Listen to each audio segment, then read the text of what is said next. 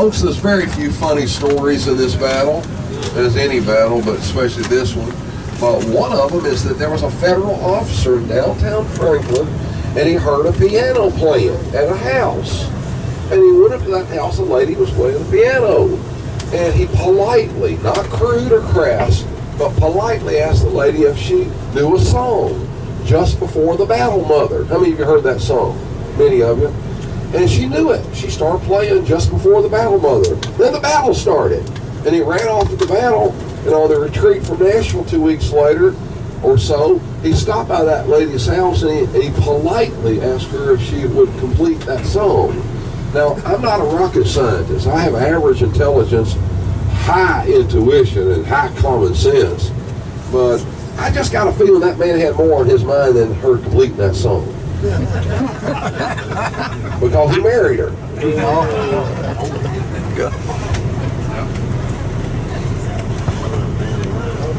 Pat Claver was engaged to Susan Tarleton, and when he finally asked her for her hand in marriage, she let him wait. She didn't give an answer. And they said that he had more anxiety, the only anxiety he had more than with Susan Tarleton was in battle with his command. You know, she had him waiting, and then she accepted. It's sort of like a dancing flamingo thing when you're doing all that, isn't it? I've always say that when you start dating someone, you're not dating that person, you're dating their representative. You're not dating, you're not going, because they're not going to let you see the real person yet, so they're dating your representative here.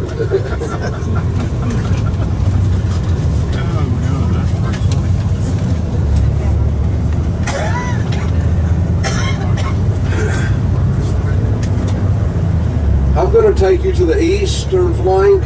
That means where Stuart's Corps is attacking. And I want to develop that, and somehow we're going to get to the railroad cut. We will get to that railroad cut. I don't care how we're going to do it. We're going to do it. And we're also going to go where Forrest crossed. That's going to be another operation, so to speak. And we're going to go to where Forrest crossed first.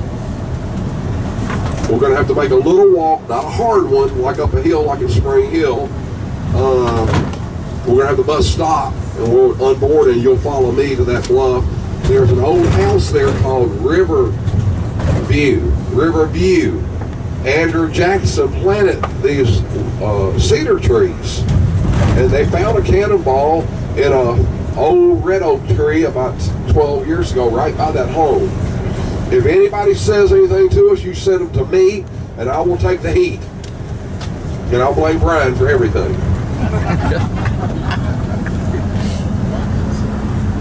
No, I will take the heat. I don't think anybody said anything. We're not going to go down to the river. That's where the golf course is, but I want to show you where Forrest crossed. We're going to do that next. It's early in the day. I think our chances are better of not getting yelled at. And then we're going to go near Carrington. We'll end at the end of the day at the Confederate Cemetery. We won't go there now, but at Carrington and develop how Lauren Walthall French's division are attacking through those fields. And then we'll get back to the railroad cut, and then the cotton gin.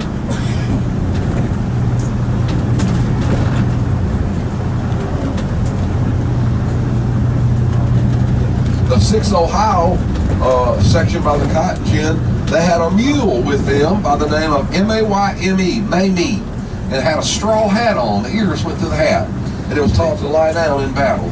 And she survived, and so did Harvey. He survived too. At Mazatlan, is that how you pronounce that, Ohio? Mazatlan, I think. Mazatlan. Yeah. There's a big mural, 20 feet high, of all the Congressional Medal of Honor recipients, straight Congressional Medal of Honor recipients. Harvey, the dog, was not a Congressional Medal of Honor recipient, but they painted Harvey right next to all the Congressional Medal of Honor recipients from all the wars in America's history. Harvey is there, wagging his tail, painted on that mural. I love dogs. You know, they love unconditionally. How many humans can do that? Not many. McGavock Ford is right here in the Harpeth River. McGavock Ford and Hughes Ford is down to my right on down. And we are going to go there no matter what. We're going to go there now. And as Rosecrans would say, make the cross and go in. going to take a right up here at the light, Rick.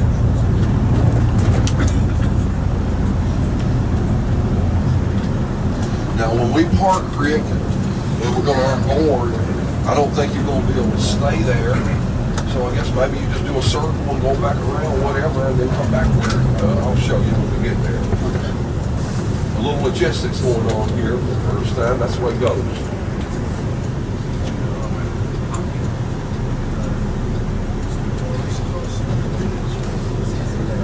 When we unboard at this stop, I mean, I don't want you don't have to run or anything, but let's high step it a little bit. Let's do some high stepping. Let's not dilly-dally around. Let's unboard promptly and move on to that bluff and then move back. This is sort of like a military operation coming up. We need to move with speed and speed tight and compact. We're going to take a right up here to this light. Let's stay together and get a body, get down to that river crossing, and then let's move back. And we'll get in and get out quick. And this is Forrest crossing. We're turning right to here.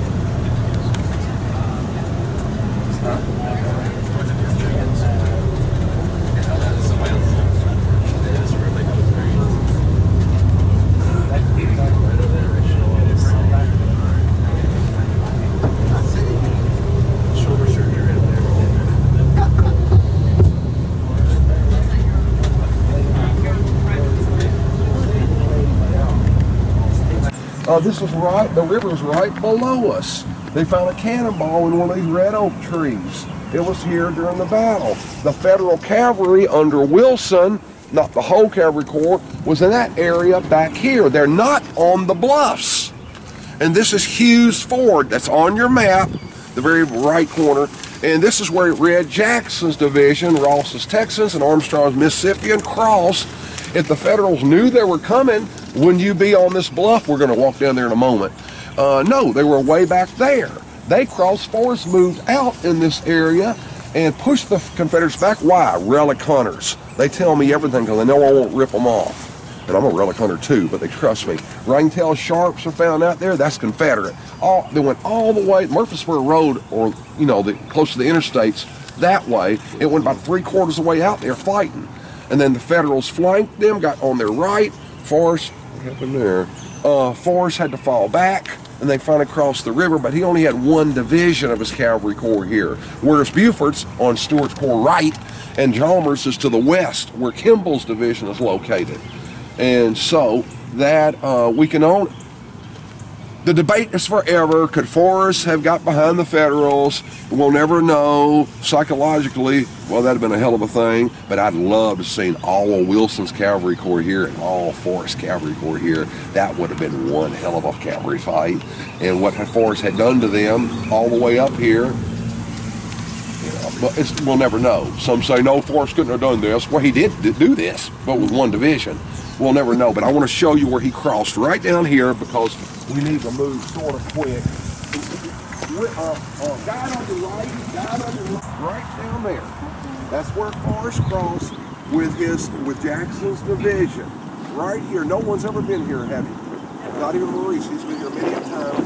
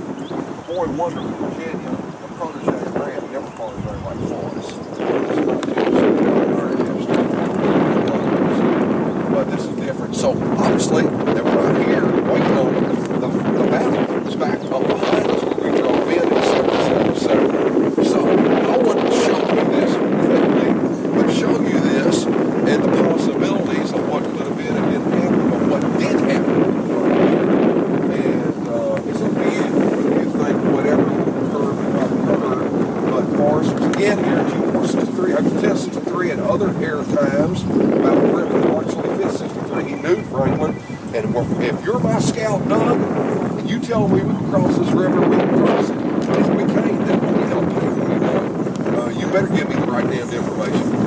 During the war, one scout came back and said, blah, blah, blah, blah. And Forrest said, did you see this? No, a citizen told me. He took him up to a tree, took his head, back his head, and pounded against a tree. He said, don't you ever bring me information again. You hadn't seen her, I'll kill you. And so you better bring me the right information, Doug, or it's going to be hell to pay for you. And yes, sir, his scouts were great. They brought him always great information. But on that note, because, yes, sir. Real quick, where was Wood and he was over there? He's at Fort Granger. He's at the base of Fort Granger, Wood's division. At the base of Fort Granger. Now, he would have had, in theory, Forrest to use Lawrence division. Yeah. That's close to his numbers. Lawrence could have taken care of Wood and keep him in check. I'm going to if stuff, you know, but we'll never know. But I do know this, that Red Jackson's division, the largest division, did cross here and did engage the Federals all the way to that Forest Crossing, all the way back about a half a mile from that Louisville road. I do know that. They got hit front and flank. And then the flank, and they were outnumbered too. They had one topography was against them, and a lot of the Federals had repeaters too. Yeah, Proxton did, yeah. Right. And so that's why they fell back. So we'll never know what occurred, but we do know what occurred here. And if you were a Federal, wouldn't you be ready for the Confederates to be coming on this bluff? Hell yeah, this is the high ground. And they didn't know they were coming, apparently. Is some of that rock original? I think so. It looks like the original foundation down there. We came down here to work on the film at 7 a.m. on Sunday morning. Pulled it all through the ground. And they're still golfing. They'll be dodging golf balls. Like rookie shots. So Forrest referred to Hollow Tree Gap, is that? No, that's it. Between Brentwood and Franklin. Yeah. They call Hollow Tree Gap. But that's pretty cool. At one point he said, you know, if he was given a position, he could go there. So let's forget Holly Tree Gap. Just get behind it. That's all you have to do. Just get behind 800 wagons. Okay. So Forrest is crossing this way. Yeah. Nathan Bedford Forrest wasn't aligned with a church. His wife was very a devout Christian and went to church. But he did believe in God. He called him the old master. And this black man with him said, yes, I've seen General Forrest on his knees many times praying, but there are other times that he used language that one Christian, that's a fact, but nothing incurred his wrath as much as during the church services. Reverend D.C. Kelly would conduct those, that these boys would be acting up and acting a little foolish, and General Forrest would get right in their face and whisper that nobody could hear, and their face would turn white as your name badges right there. Just all the color go out of their face. I know what he's whispering to them, and I won't say that in the lady's presence there. And but he called him the old master. That they captured a Federal chaplain during the war, and this chaplain had heard all these rumors that they killed prisoners, and they didn't. And he thought they were going to kill him. And then they invited him to have supper with them. And finally, and then they asked him to say grace. And after he just admitted, I thought you were going to kill me. He said, we don't kill prisoners. We don't kill prisoners. And the next day, Forrest said, look, we could use you here, but there are a lot worse sinners on that side than on this side. You go on back. He only killed black prisoners. No, he didn't kill black prisoners. The Fort tells another whole story. But if he, as Ed Barr says, if he wanted to massacre, then not a person left alive. They had horrible leadership. Booth was killed first. Bradford was a Confederate conservative second command, and they thought the gunboats were going to protect them. The black artillerymen in the trenches, stay in the left lane. Black artillerymen in the trenches, they were captured. I met a descendant, one of them. The ones went back to the river. They got caught in that double development. The gunboats didn't save them, and there were some cases that shouldn't have happened. But there's a lot of things going on there that a lot of things going on there. A lot of reasons for that. But no, they wasn't killed. Forrest had 3 horses shot up underneath him there. He's usually at the front.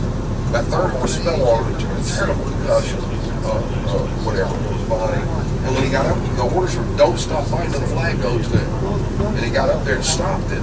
There were some things happened by that river shouldn't have happened, but there were individual cases.